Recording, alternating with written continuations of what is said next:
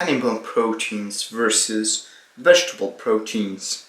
Which one is the best to build muscle for overall health?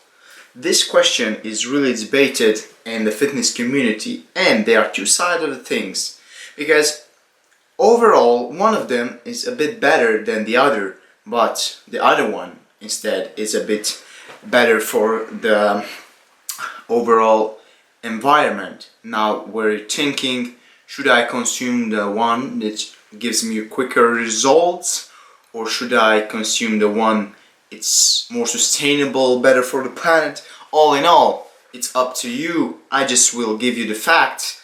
So today we're gonna discuss which protein is better for overall health and for you to build muscle. We have protein coming from animal sources. Now these proteins are really good. Why I'm telling you this? Because even though in vegetables you find some proteins, here the mass of protein in 100 grams, for instance, is much higher.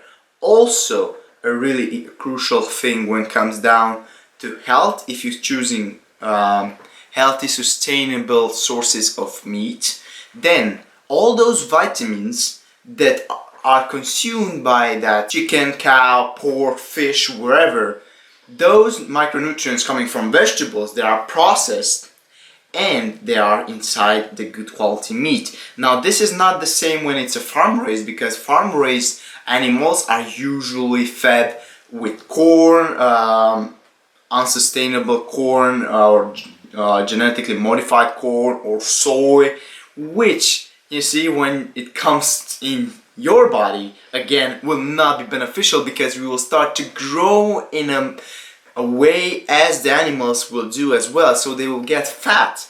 When instead you eat natural sources of meat, then it's a different thing. You have a much higher absorption of all the vitamins instead of vegetables, because they're already processed, and some sources of vitamins, as I told you, they are soluble in fat. Now let's see the other side of the road, where are vegetables, and those also, there are two varieties, because you have organic ones and you have non-organic ones, because the organic ones also have some treatments, but they are way more better for your body, less additives. Now on the regular vegetables you have different pesticides which might harm you as individual. Now also may disrupt your hormonal balance. But let's see what they do for you when you want to build muscle. Now for instance, to eat vegetables, let's say you're a vegetarian and you want to build muscle, the thing is, you can do it, but remember when I told you in 100 grams of meat you have, let's say, 20 grams of protein. Now to achieve that same amount of protein but not the same amount of amino acids profile, still you have to eat, let's say, 300 grams of broccoli or 400 or 500 grams of potatoes. If you're not really sensitive to carbs, it might be alright, but for a person who want to build muscle or to lose fat, it's not that easy to maintain high protein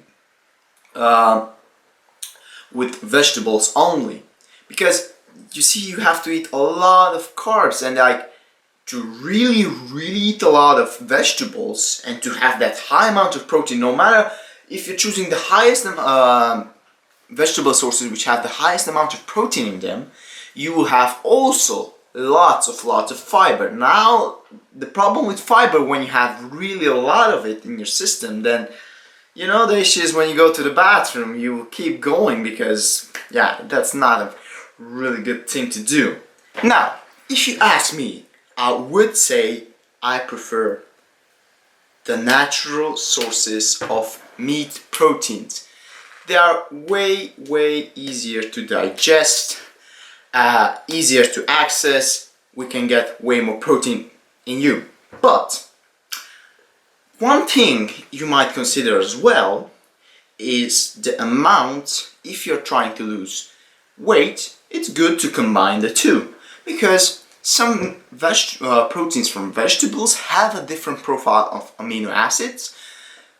The animal proteins have a different profile of amino acids. Combining them, also adding the vegetables which has higher volume, will keep you full if you're trying to lose weight, you're trying to lose fat. So combining those two together are the best solution. When you try to build muscle as well, you can do the same thing, it applies, but then doesn't matter that much the volume you're consuming from vegetables, because you have to add some carbs as well if you're not on a ketogenic diet. And so imagine you have to eat 4,000 calories, you have to eat kind of a lot of meat. Imagine eating 4,000 calories out of a vegetarian diet. It will be rough, it will be almost impossible. Like every day you have to eat, I don't know, just in comparison, you have to eat roughly 2 kilos of food, maybe even more.